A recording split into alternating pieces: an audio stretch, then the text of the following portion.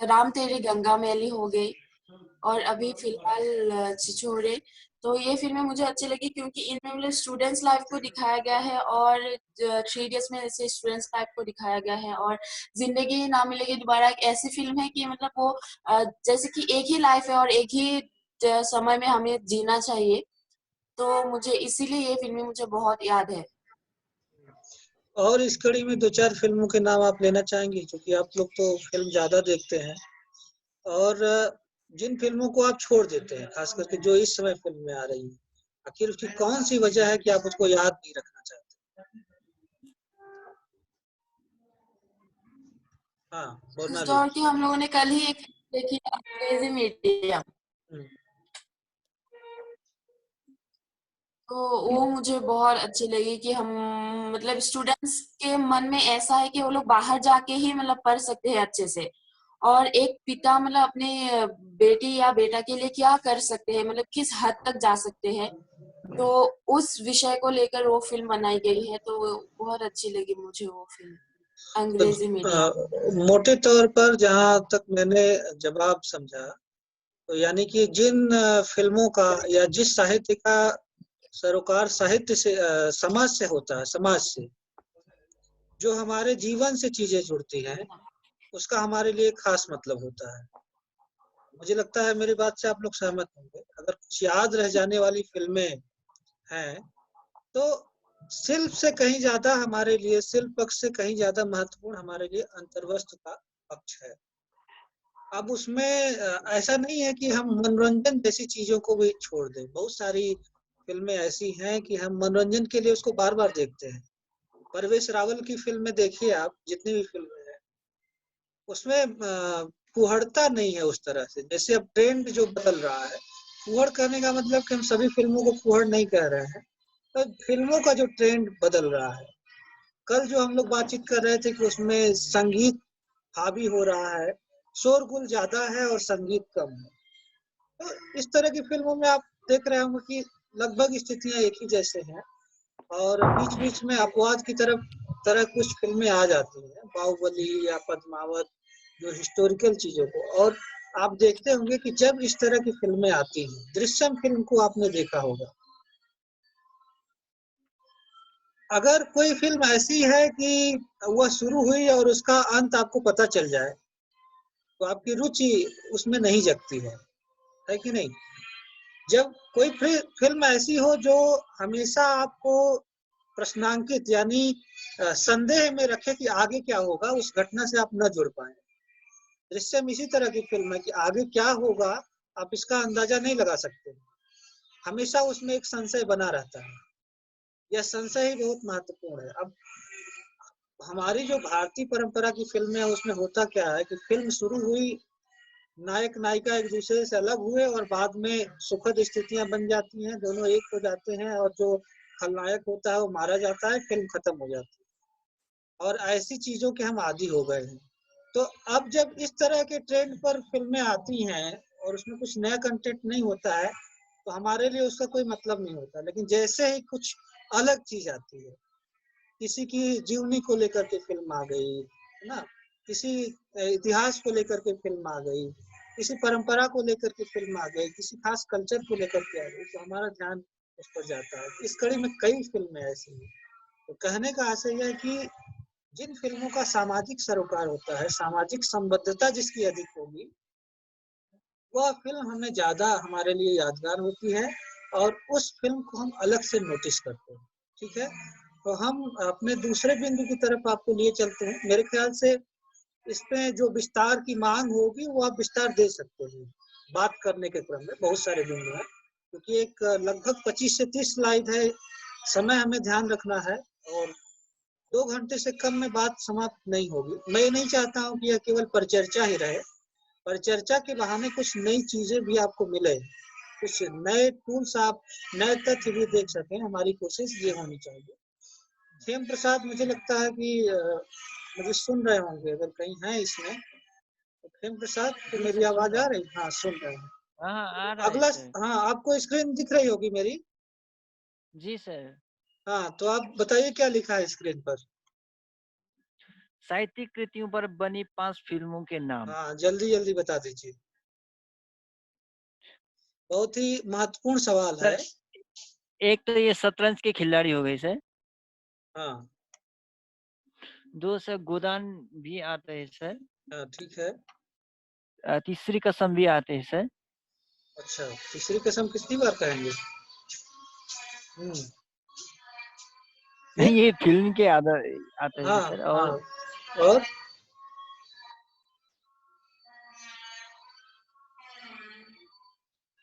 आपके सिलेबस में कितनी फिल्में हैं? फिल्म तो ज्यादा ही है सर अभी। ज्यादा है तो इसमें क्यों ज्यादा नहीं आ रही? अब सोचिए कि कितना आपके सामने से गुजरने वाला सवाल है। आप कई फिल्में देखे हैं, कई चीजें जानते हैं, बहुत सारे लोग सिलेबस को खंगाल रहे हैं, बहुत सारे लोग देखने की कोशिश कर रहे हैं, बहुत सारे लोग याद कर रहे हैं कि क्या है। बहुत सारी फिल्में, दसियों फिल्में हैं। मुझे लगता है कि ये चीजें याद होनी चाहिए। अगर हेमा को इसका जवाब पता है तो आप जल्दी से बता दीजिए, इस सवाल का जवाब सबको मिल जाए। 5, 6, 10 फिल्मों के नाम बता दीजिए जल्दी से। सर देवदास, हाँ, पिंजर, उसका नाम सर देवदास नहीं है, उसका नाम केवल देवदास है। देवदास, हाँ पिंजर, हाँ काशी काशी, हाँ। काशी का अस्सी फिल्म का नाम नहीं है, मोहल्ला अस्सी। मोहल्ला अस्सी हम्म और ये चित्रलेखा। हम्म। चलिए, मेरे ख्याल से 7-8 फिल्मों के नाम आ गए हैं। और इन चीजों को आप नोट भी करते रहिए। मैंने पहले ही संकेत किया है कि अगर आप इन सब चीजों को ध्यान से पढ़ेंगे, देखेंगे, तो 15% आप एग्जाम में आपको सफलता मिलेगी, निश्चित तौर पे। 15% आपके लिए बहुत ही महत्वपूर्ण है ना। तो हम अगले सवाल को लेकर के, अगला सवाल क्या है मुझे खुद नहीं पता है, लेकिन मैं अपने स्लाइड को आगे बढ़ाता हूँ और फिर हाँ ठीक है, मैं सवाल पूछ रहा हूँ सीधे सूर्यलेखा से। दिख रहा है आपको? जी। क्या लिखा है? धुनों की यात्रा। हाँ, किसकी पुस्तक है? पता नहीं सर। अच्छा, प्रणामी? नहीं पता सर। हाँ, विद्या? नहीं पता सर। शबनम? नहीं पता सर। पूजा? जिसको जवाब पता हो बता दे। नहीं पता सर। आपके सिलेबस में है, संदर्भ सूची में। ये पंकज राग की पुस्तक है। पंकज राग इसके लेखक हैं और बहुत ही मोटी पुस्तक है, लगभग 1000 पृष्ठों की है। अब ये लाइब्रेरी में भी आपके आ गई है, लाइब्रेरी से भी आप इसको देख सकते हैं। पंकज राग इसके लेखक हैं। इसमें गीतों का कलेक्शन है, इसके विषय वस्तु को भी आप जान लीजिए। इस पुस्तक में गीतों का कलेक्शन है, लगभग यह 700-800 पृष्ठों की यह पुस्तक है। और इसमें आपको कम से कम 2-2,500 गाने मिल जाएंगे। उन गानों के मतलब और बहुत सारे लेख भी हैं, केवल गीतों का कलेक्शन नहीं है, बल्कि पूरे कह लीजिए कि 100 साल की जो सिने यात्रा है उसको पंकज राग ने छूने की कोशिश की। तो ये बहुत ही महत्वपूर्ण सवाल है और मैं ये नहीं कह रहा हूँ कि ये सारे एग्जाम में पूछे गए हैं, एग्जाम के लिए नहीं ये कर रहा हूँ, बल्कि मैं ये बताने की कोशिश कर रहा हूँ कि इस तरह के प्रश्न पूछे जा सकते हैं, ये प्रश्न महत्वपूर्ण है। तो पंकज राग इसके लेखक हैं।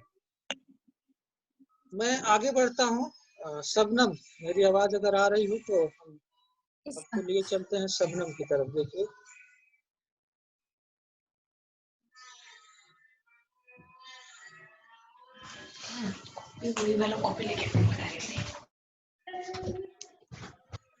ये आपको स्क्रीन दिख रही है? जी सर। सबको दिख जो रही होगी। बात जी हाँ, बताइए बताइए। जो बात पहले की फिल्मों में थी वह अब क्यों नहीं है? अच्छा सवाल है कि नहीं? जी सर। हाँ, बताइए।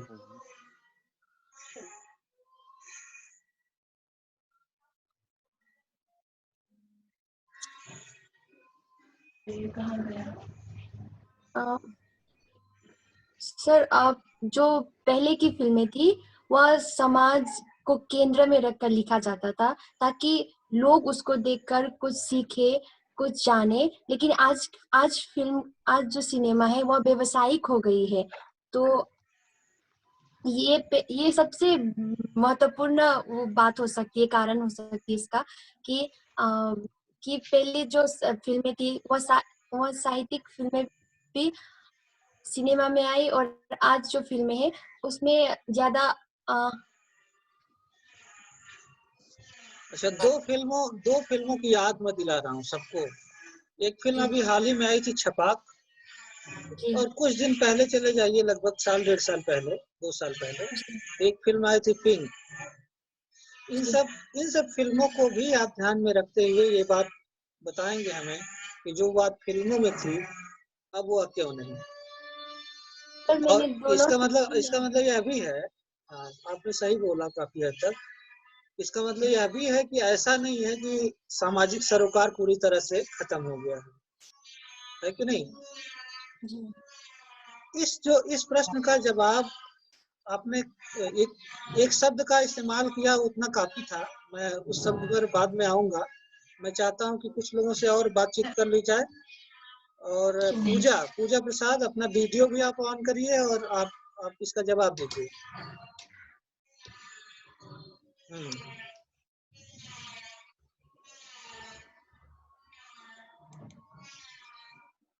सर, पहले की जो फिल्म थे उसमें वही समाज को केंद्र में दिखाया जाता था, और फिल्म बनाने का उद्देश्य था कि इस फिल्म के माध्यम से समाज में सुधार हो। लेकिन अभी फिल्म जो है वो मतलब व्यवसाय के लिए बनाया जा रहा है।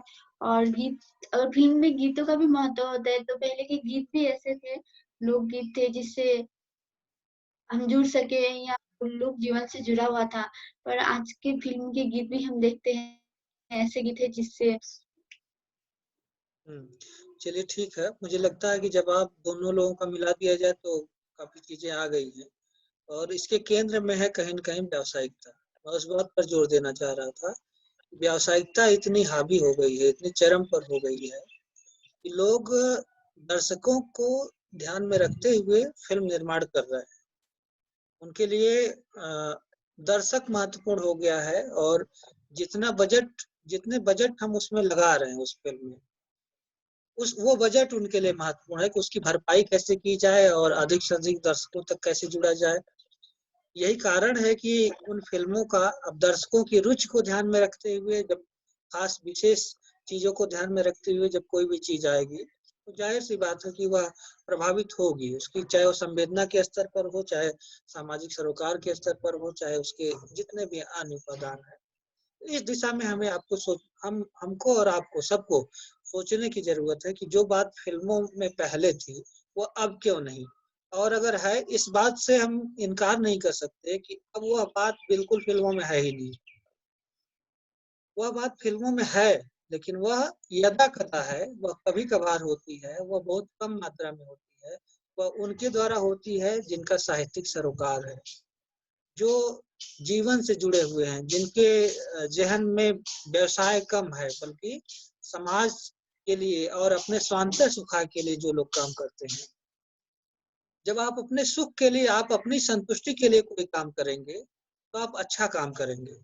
जैसे एक बहुत व्यवहारिक उदाहरण बताता हूँ कि जो मेस में भोजन बनाता है उसका काम डेली का है। तो डेली जब वो बनाएगा तो वो चीजें नहीं उसमें होंगी। लेकिन जब उसमें ये शामिल हो जाए कि मुझे भी खाना है इसी में, तब उसका टेस्ट उसमें जुड़ जाता है।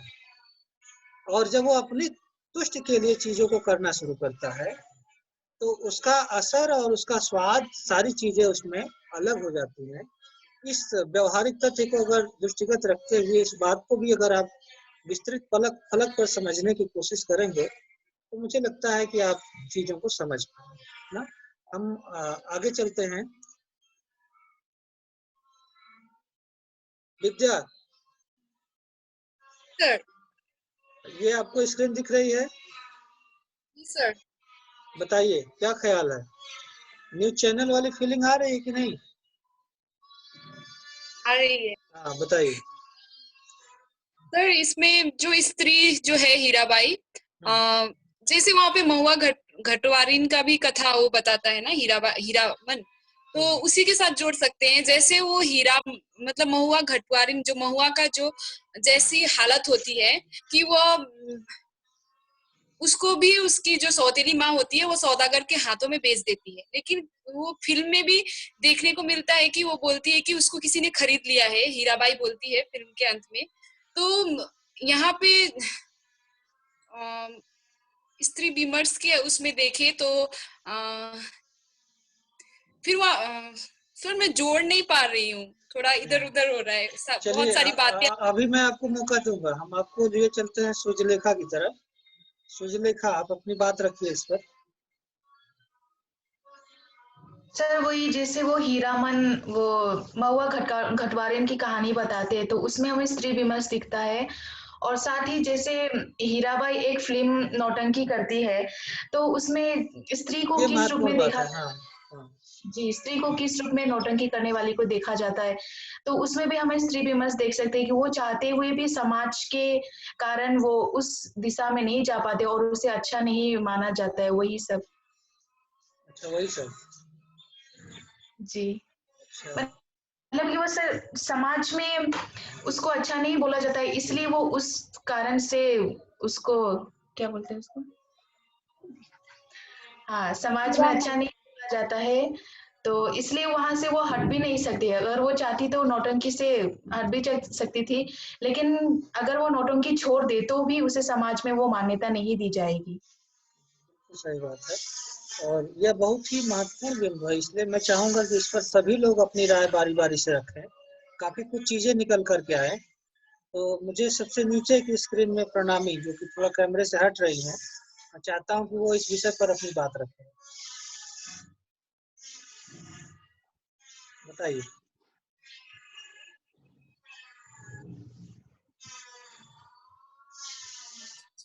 किसी को तो मूवी देखा ही नहीं। बताइए क्या कह रही हैं।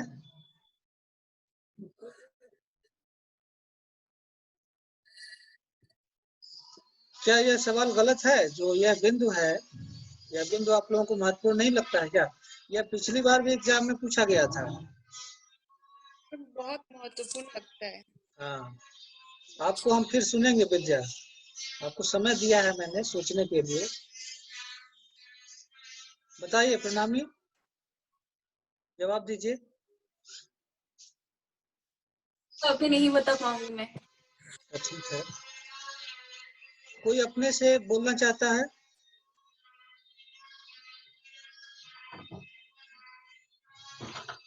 ज्ञानवती, जी सर। बताइए। सर स्त्री विमर्श के कसौटी पर अगर हीराबाई को देखे तो समाज में एक ऐसी स्त्री जो नौटंकी कर रही है, उसके लिए समाज में कोई जगह नहीं है। और ये चीज हम आज भी देख सकते हैं, ये उस समय की बात नहीं है, आज भी है। आज भी जब हम इतने आधुनिक हो गए हैं, जैसे हम फिल्मों में स्त्रियां काम कर रही है, धारावाहिक में काम कर रही है, बहुत सारे ऐसी जगह है जहाँ स्त्रियां काम कर रही है, लेकिन आज भी समाज में ऐसे स्त्रियों को अच्छे नजर से नहीं देखा जाए। जहाँ वो विकास हो गया है, जैसे अब कुछ शहर है जहाँ विकास है और इन सब चीजों के बारे में नहीं सोचा जाता है, लेकिन फिर भी कहीं ना कहीं ऐसा चीज आता है कि अगर कोई लड़की इस तरह के काम कर रही है फिल्मों में या नौटंकी में या कहीं नाटक कर रही है या कोई किसी भी रूप में काम कर रही है, ये तो उसको अच्छे नजर से नहीं देखा जाता है। स्त्री विमर्श के रूप में इसको इसलिए हीराबाई इसलिए उभर कर आती है क्योंकि आज भी जो है वो हीराबाई जैसी स्त्रियां बहुत है जो चाहती है घर से निकले, काम करे। और सबसे जो आधारभूत जरूरत है पेट के लिए सभी कोई काम करना चाहते हैं और उसकी मजबूरी है, वो काम करेगी तभी खा पाएगी। ऐसे कोई जिंदा बिना खाए कोई जिंदा नहीं रह सकता है। तो मजबूरी में अगर कुछ काम कर रही है तो उसको सब गलत नजर से देखते हैं। जैसे वो फिल्म में ही है, जब हीराबाई नाच रही होती है तो उसको कुछ लोग गाली देते हैं, तो हीरामन को बुरा लगता है। उसमें हीराबाई ने कुछ गलत नहीं किया, सिर्फ नाच रही थी, वो अपने कला का प्रदर्शन कर रही थी, जिसके लिए लोग उसको वेश्या का नाम देते हैं।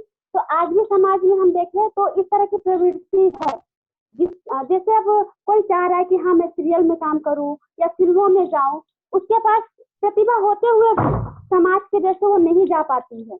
वो ये सोचती है कि चली गई तो मेरे फैमिली वालों से, मेरे परिवार वालों से मेरा नाता टूट जाएगा, परिवार वाले अच्छा नहीं कहेंगे, समाज मुझे अच्छा नहीं कहेगा। तो इसलिए स्त्री विमर्श की कसौटी पर हम हीराबाई को देख सकते हैं, जो आज भी प्रासंगिक है। बहुत अच्छी बात है, आपने कई महत्वपूर्ण बिंदुओं की तरफ संकेत किए। मेरे ख्याल से आप सब ज्ञानवती की बात से सहमत होंगे काफी हद तक। बहुत सारे नए तथ्य भी उसमें आए हैं। और एक चीज हमें और भी गौर करने की जरूरत है कि जिस दौर की बात हम कर रहे हैं, हीराबाई और तीसरी कसम फिल्म जिस दौर में बनी है या जिस दौर में वह कहानी लिखी गई है, वह हमारा समाज किस तरीके का है। आप अगर उस समय और समाज को देखेंगे तो समय और समाज में नौटंकी जैसी चीजों को उसी नजरिए से देखा जाता था। जो नौटंकी देखने वाला व्यक्ति था उसे भी उसी नजरिए से कहा जाता था कि वह व्यक्ति बिगड़ रहा है, बिगड़ गया है। मैं आपको बताऊं कि हम लोग भी अपने समय में जब गांव में नौटंकी आया करती थी, नौटंकी नाच हुआ करती थी, तो घर के जब सारे लोग सो जाते थे तो हम लोग धीरे से चले जाते थे नौटंकी देखने, और उनके उठने से पहले फिर आकर के हम सो जाते थे। ये हमारी पीढ़ी की चीजें हैं। ये कोई वह समाज, वह परिदृश्य ही ऐसा था कि नौटंकी जैसी चीजों को लोग बुरा मानते थे। अब इसको हम केवल नौटंकी ना कहें, बल्कि उसको अगर हम एक कला के रूप में देखें, नौटंकी करना भी क्या है, एक कला है। जैसे कि आप श्री राम शर्मा का निबंध पढ़ रहे थे, शिकार करना क्या है, कला है। नृत्य करना क्या है, कला है। तो हमारा समाज किसी भी चीज को कला के नजरिए से देखने की कोशिश ही नहीं करता।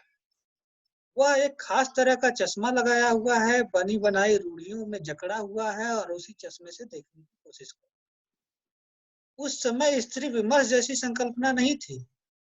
स्त्री विमर्श जैसी संकल्पना ये 8वें 80 के दशक से ये चीजें शुरू होती है। यह भी एक महत्वपूर्ण प्रश्न है। 80 के दशक में जब हम स्त्री मुक्ति की बात करते